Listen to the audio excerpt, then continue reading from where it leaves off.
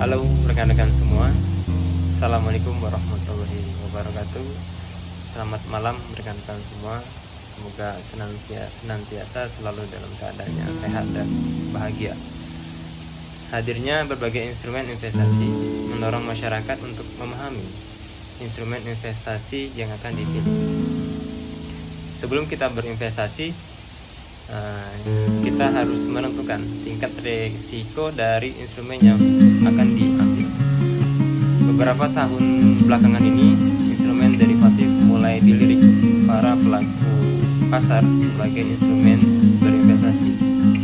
Derivatif juga sudah cukup dikenal oleh masyarakat karena potensinya sebagai instrumen investasi.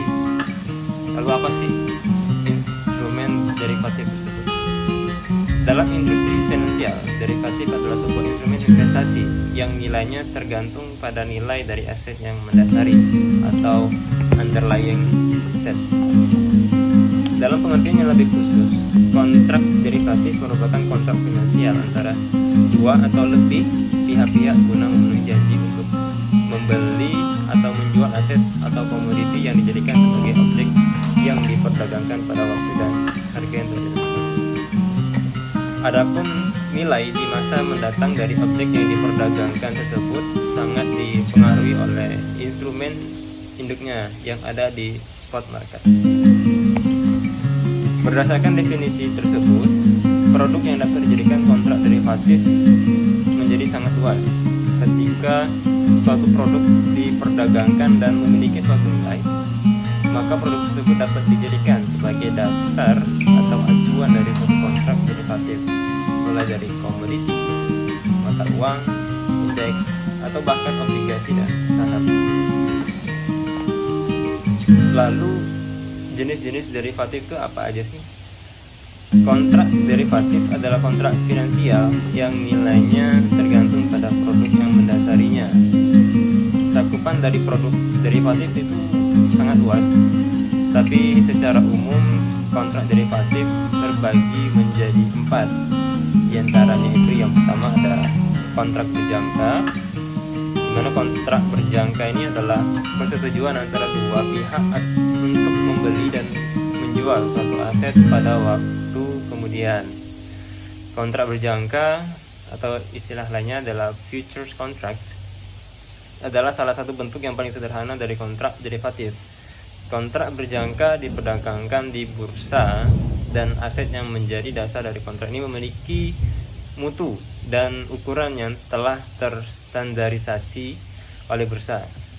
Ketika sudah ditempuh, maka pihak penjual itu wajib menyerahkan barang yang menjadi dasar dari kontrak berjangka ini dan pembeli itu wajib melakukan pembayaran atas aset tersebut sesuai harga yang disepakati di awal persetujuan. Metode penyelesaian ini dapat perlu dilakukan secara tunai. Metode ini banyak dimanfaatkan untuk melakukan spekulasi karena spekulator itu pada umumnya tidak memerlukan aset yang mendasari suatu kontrak berjangka. Mereka itu hanya mencari keuntungan dari perubahan harga aset yang mendasari kontrak berjangka tersebut. Spekulator dapat melakukan ini dengan melakukan offset posisi atau posisi yang dimilikinya. Selanjutnya adalah kontrak forward, di mana kontrak forward ini adalah kesepakatan antara dua belah pihak untuk membeli dan menjual suatu aset pada waktu kemudian. Secara prinsip hampir sama dengan kontrak berjangka, namun kontrak forward ini tidak diperdagangkan di bursa dan mutu dan ukuran dari aset yang diperdagangkan itu tidak terstandarisasi, sehingga aset yang diperjualbelikan sesuai dengan kesepakatan masing-masing pihak yang melakukan transaksi. Secara teknis, kontrak forward lebih fleksibel asalkan kedua belah pihak tersebut bersepakat atas aset yang ditransaksikan. Kemudian yang ketiga ada kontrak swap. Kontrak swap adalah kontrak yang dipakai untuk memitigasi suatu risiko yang timbul dari hutang yang dikenakan pembayaran bunga. Kontrak swap ini juga dikenal dengan nama interest rate swap. Dilakukan pertukaran tingkat suku bunga dengan pihak lain. Pada umumnya, interest rate swap ini dilakukan antara pihak yang memiliki exposure suku bunga floating dengan pihak lain yang memiliki exposure suku bunga yang tetap atau fix. Kemudian yang keempat ada kontrak opsi, di mana kontrak opsi ini memberikan hak kepada pemilik kontrak opsi untuk membeli atau menjual suatu finansial pada harga tertentu. Ketika masa jatuh tempo, kontrak opsi ini memberikan kesempatan bagi investor untuk mendapatkan harga yang lebih baik dari harga pasar di waktu tertentu dengan membayar strike price dari option tersebut.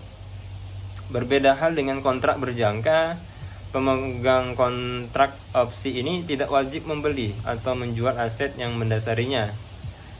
Ini terdapat dua jenis kontrak opsi. Yang pertama call option, kemudian put option. Selanjutnya itu kita coba membahas mengenai komoditi derivatif. Komoditi derivatif ini yang terdapat di bursa komoditi adalah komoditi derivatif. Komoditi derivatif ini adalah produk derivatif atau turunan berupa kontrak transaksi atas suatu komoditi yang mendasarinya seperti mata uang asing atau forex dan minyak mentah. Kemudian kontrak derivatif yang paling umum adalah kontrak forex. Kontrak derivatif forex menjadi kontrak yang paling liquid di dunia dengan valuasi transaksi mencapai 6 triliun US dollar ditransaksikan setiap harinya. Berbeda dengan jual beli mata uang asing yang dilakukan pada bank atau money changer, kontrak forex derivatif ini tidak melibatkan serah terima mata uang asing. Pada transaksi forex derivatif, pelaku pasar mendapatkan manfaat dari perubahan nilai pasangan mata uang yang ditransaksikan. Kemudian masyarakat Indonesia sendiri telah mengenal kontrak berjangka dan sudah ada lembaga negara khusus yang bertugas untuk meregulasi perdagangan kontrak berjangka di Indonesia. Di antaranya ialah Bapepti. Indonesia tersedia beberapa kontrak derivatif yang dapat diperdagangkan. Di antaranya adalah kontrak derivatif emas, kemudian ada kontrak derivatif forex, dan ada juga namanya kontrak minyak mentah berjangka. Kemudian dalam menentukan pilihan investasi, apa sih manfaat komoditi derivatif itu? Manfaatnya ialah yang pertama, sarana untuk lindung nilai. Nah, kontrak dari komoditi derivatif ini memiliki korelasi kuat dengan komoditas atau produk yang mendasarinya. Nilai suatu kontrak derivatif akan bergerak paralel gitu, dengan produk acuannya di pasar spot. Maka, jika salah satu pihak memiliki exposure dari posisi yang dimilikinya pada dasar spot, maka pihak tersebut dapat mengurangi resiko yang disebabkan oleh perubahan harga yang terjadi pada produk di pasar spot dengan membuka posisi di pasar derivatif. Langkah inilah yang disebut dengan lindung nilai atau yang biasa kita kenal dengan nama hedging. Nah, kemudian itu manfaatnya spekulasi. Seperti pada pasar fisik, kontrak pada pasar derivatif ini juga mengalami perubahan harga sehingga masyarakat itu dapat memperoleh keuntungan dengan melakukan jual beli kontrak derivatif. Nah, pada kontrak derivatif ini terdapat berbagai macam cara untuk melakukan penyelesaian kontrak. Di antaranya itu ada penyelesaian kontrak dengan serah terima fisik barangnya di kemudian hari. Kemudian ada penyelesaian secara tunai atau cash settlement. Kemudian tuh penyelesaian dengan memberikan hak untuk membeli atau hak untuk menjual suatu produk di masa jatuh tempo. Kemudian adanya 3 metode penyelesaian ini, maka peluang untuk memperoleh keuntungan melalui spekulasi sangat terbuka.